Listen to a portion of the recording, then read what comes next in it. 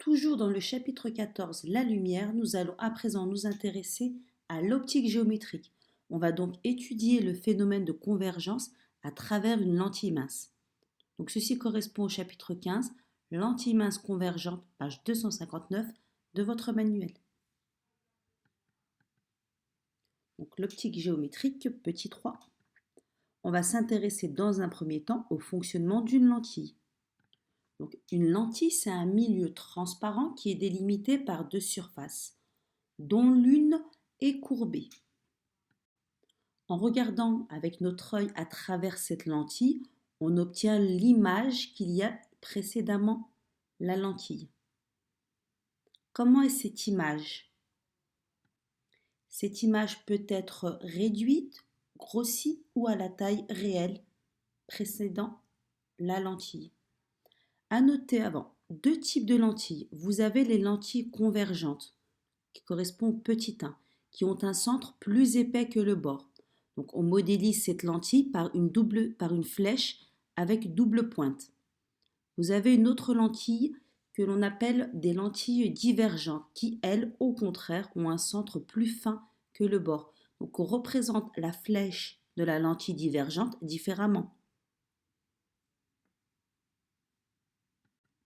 Le trait en rouge et la flèche en rouge représentent le sens de propagation de la lumière, puisqu'on obtient une image lorsque l'on a de la lumière uniquement. C'est pour ça que dans l'obscurité, vous n'observez rien. Alors, une lentille, elle déforme le sens de propagation d'un rayon lumineux à cause du phénomène de réfraction que vous avez vu dans le chapitre précédent. S'il n'y a aucune lentille, si notre faisceau lumineux ne passe dans aucun autre milieu, donc reste dans le même milieu, il n'y a pas de déviation de ce faisceau lumineux.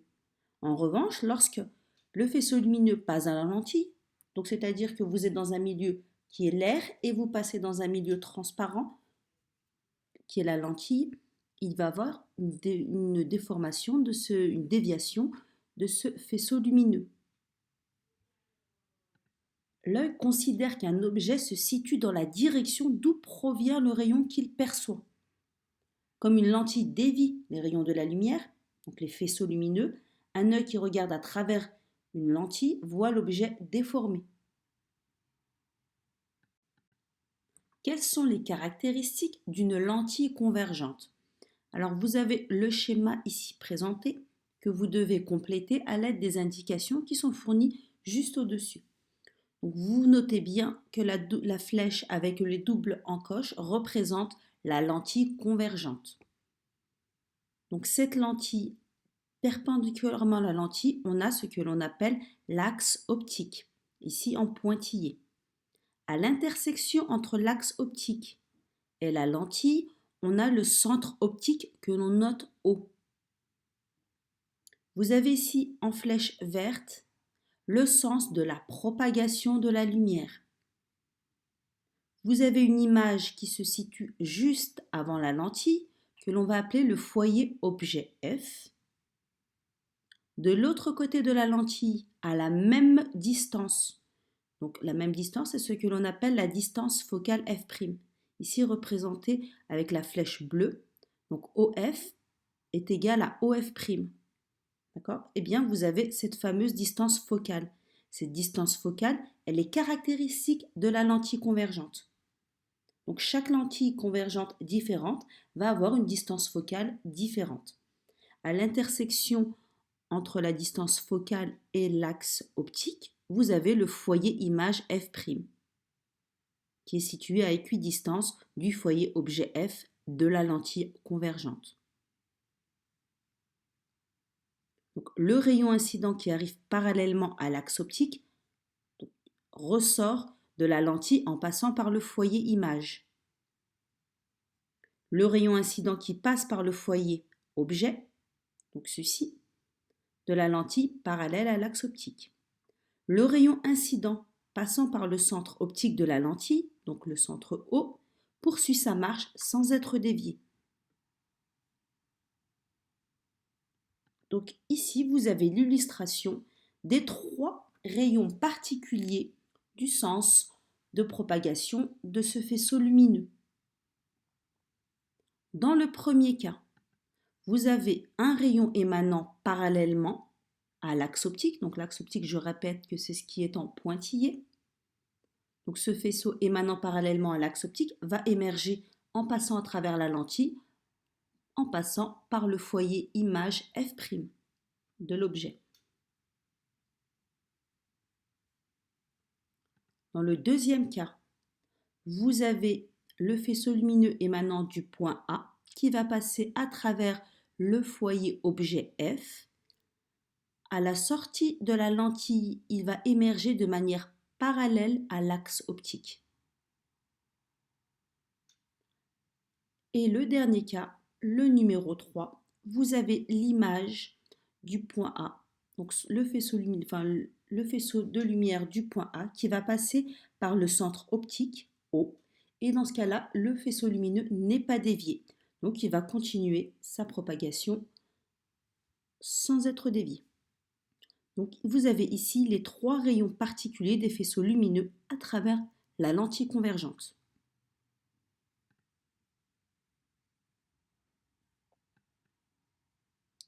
Alors suite à ceci, vous allez pouvoir réaliser l'exercice d'application numéro 6.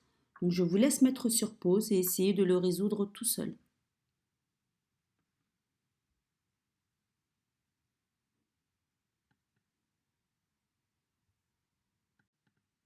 Résolution de l'exercice d'application numéro 6. Alors on considère un jouet en forme d'arbre de 3 cm. Donc entre A et B, vous avez 3 cm. De haut, placé à 10 cm d'une lentille convergente.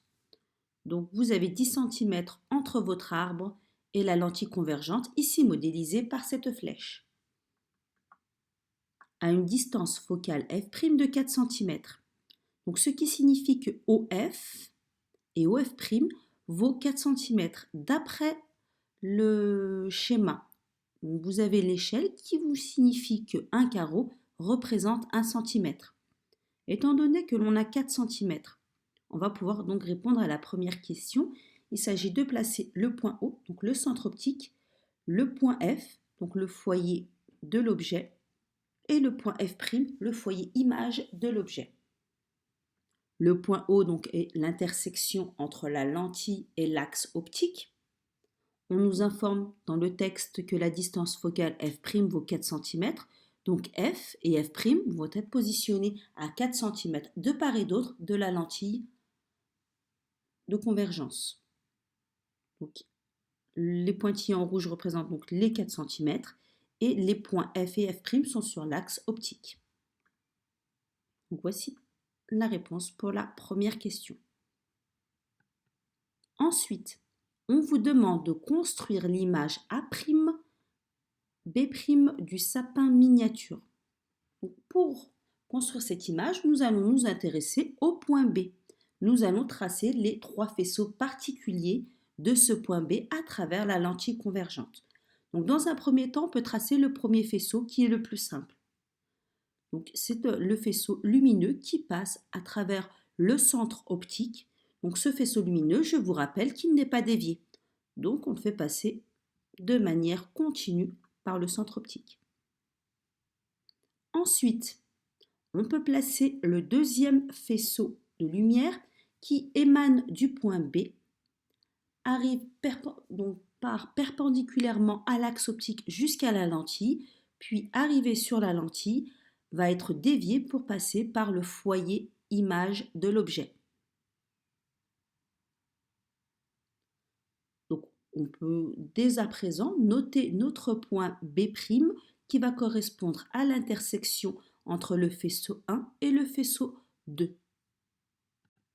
On peut tout de même tracer le troisième faisceau. Donc le troisième faisceau du point B qui va passer dans un premier temps par le foyer objet F jusqu'à la lentille, puis qui va émaner de manière perpendiculaire à l'axe optique. Donc ce troisième faisceau qui n'est pas nécessaire forcément de tracer va recouper à l'intersection du faisceau 1 et 2. Et donc nous pouvons placer notre point B', donc l'image du point B à travers la lentille convergente. Donc il suffit de tracer 2 faisceaux particulier de ce point B à travers cette lentille pour obtenir l'image B'. Une fois que l'on a notre point B', on peut à présent trouver le point A.